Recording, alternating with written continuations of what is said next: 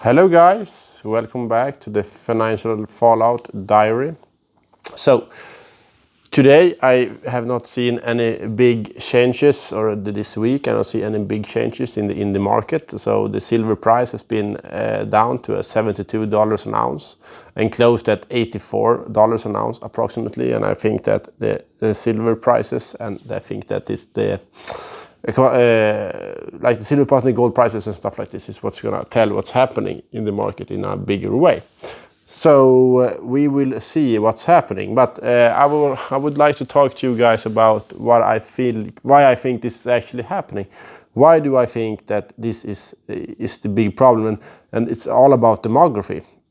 So basically all of the Western world have had too few kids. And so after the Second World War, we had a really bunch of big kids, a big bunch of kids growing up, and they was a big generation. So when they were going through the system, so when they were kids, like the system was a lot about like taking care of these kids, educating them and making them like good workers. And when they grow up, there was a lot of for them to like be a good worker and to come to the workforce and do a good work. So we spent a lot of time and money to educate these people. And now when they're growing up and they are starting to go to retirement, they will go through the system and they will starting to work for having better pensions. So what will happen is like me, I'm a little bit younger, I'm a millennial, so I'm a kid to the baby boomers. So I am the kids, so the baby boomers of large generations that have the millennials, that is a smaller generation than the baby boomers. And we are in our turn have fewer kids. So every step this way goes, the population will just start shrinking. So why do I think this will be a problem? Okay, basically in normal circumstances, this will not be a problem because you will have like more houses for every person, more trucks for every person, more boats for every person. So in general, this should not be any big problems. So why it is like this, I do not know. But during this, the way we have constructed our financial system since the 1600s is through fractional reserve banking. And that's basically to have money, that money and debt is the same thing. And when money and debt is the same thing, then when you have a shrinking population, you will start to get a lot of trouble in the system, because then you have fewer persons is going to pay the same amount of debt. And this will be really hard going forward. So basically you can say if you manage a system and you have 100 person in this system, and you have the system have $100 in debt, all person has $1 in debt. But if you now imagine that you take away 90 of these people, you have only 10 people left, and then everybody has $10 in debt. So this will, of course, have some problems going forward. And I don't really know how this will turn out, but as I imagine what would happen, that is that if you have a bigger, if the total populations is like 70% or something like this is in the workforce, and the other 30-40% is like pensioners or children not working or studying. So if this 60% gets smaller and smaller and smaller, so maybe it goes like it's 40% in the workforce, then maybe like 40% as pensioners, and maybe 20% as kids. Then this will probably get inflationary. And also the older generations has accumulated a lot of wealth. So they will use these assets, this wealth, to sell it. And to sell it, they will get dollars, euros, or Swedish crowns.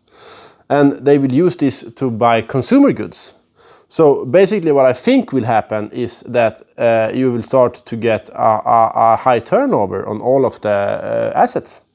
So the assets start selling, so you have a lot of people selling assets, and because we have a smaller workforce, it's a smaller person saving for their pensions, so we will have more sellers than buyers, and this will press the price to assets down. And also the people that is selling their assets are selling it to use it to buy consumer goods. So the money, so before, a lot of the money has go from the workforce into the asset markets. So they have never been used in consumer goods, so to buy consumer goods, and that's why we'll have a lot of high money printing, but with not so high inflation. But I think this will start to change now, because all the pensioners will start to liquidate their assets to get money to buy consumer goods. And also the workforce are smaller, so you will have less consumer goods to actually spend your money on. This would happen like this, that the prices will start rising, and that's what we have been seeing the last couple of years all over the world. So we have higher inflations many times in the 2 digits, and I think this is like the 4 states of what is coming, because I think this problem will just accumulate and get bigger and bigger and bigger over time. So you will have more and more people selling assets, less and less people buying assets, more and more consumers that just want to consume without producing anything, and less producers. And I think this all over will just start to course correct by a market crash. And I think this is like where we are. We are in the beginning of this. We are in the beginning of this stage where this starts to turn out, and I think it's no way that we can get out of this. We cannot spend your way out of this. You cannot invest your way out of this.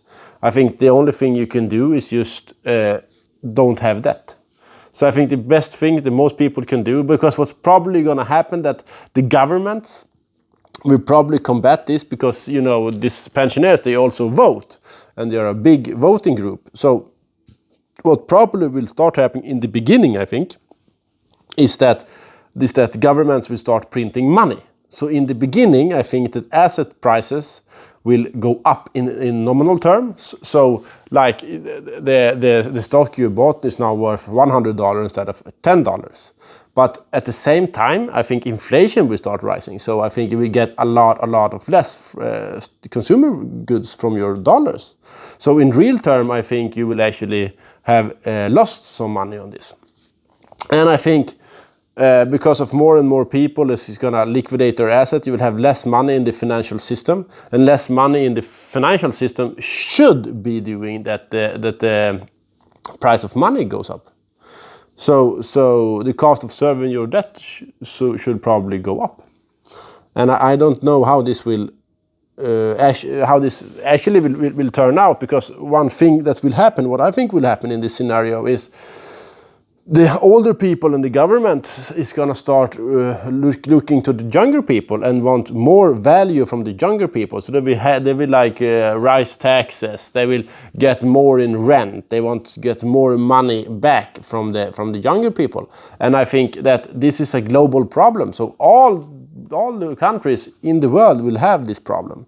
And I think that one of the smaller countries will start to figure out that maybe, you know, we also have few young people, and we had a lot of old people. So we want to attract good young people that can work for us. So I think that one country or a few countries will start to go like this and say that okay guys, if you come to us, we lower your taxes, or you come to work with us, we give you this and that. So I think they will start to have like a battle between countries to attract young people, or other nations young people. And I think that when this going forward, you will have this really like strange phenomena in this, that your country will not want you to leave. So I think that government is gonna make it harder and harder and harder to leave, because they need you to stay in their country to pay taxes. So this is a good a guy I listened to before called Peter Schiff, when Donald Trump was talking about building the wall around the US. He said, yeah, but you know, this wall will not be used to keep people out. It will used to keep people in. They will stop people from leaving, because they need the citizen to service the debt, to take care of all the promises that the politicians will give to the older generations. So this will be a tough one, I think. I don't really know what to do in this scenario, because what you can do right now is like what I'm doing. We are moving our money to a more international, secure currencies and stocks and bonds, just to could use it in different countries, because I don't know what this country is yet. I think that most of the world will start to get totalitarian, and you see it already. I mean, in the EU, they want to control everything about you. They want to know who you talk to, when you talk to this person, how you talk to this person. If you're gonna leave a European country right now, just exit for a holiday, you cannot bring you how much money you want, because if you're gonna take out more than 10,000 euros, you need to declare it at first. And why do you need to declare it? Why do you need to declare when you're taking your assets out of the country? It's just because they want to keep their assets in the countries. So I think this will be a bigger and bigger problem going forward. I think the biggest problem is not war between nations. I think what's going to happen is war inside of nations. So I don't think that you will have a big war, clashing of two superpowers that are making a war against each other. I actually think that you will have two countries, the countries will start to stop their citizen to leave, because this is the only way. When the people start voting for more money for free, someone needs to pay for it, and it's the young people. It's the young people who's going to pay for it, and I don't think that the young people wants to pay for it. I think that young people want to start their own families. So I think that young people will rebel against this, actually. But this is what's on it for now. This is just my thoughts on about situations. If you have some other thoughts or something you want to share, please drop it in the comments below. Thank you. See you next week. Ciao.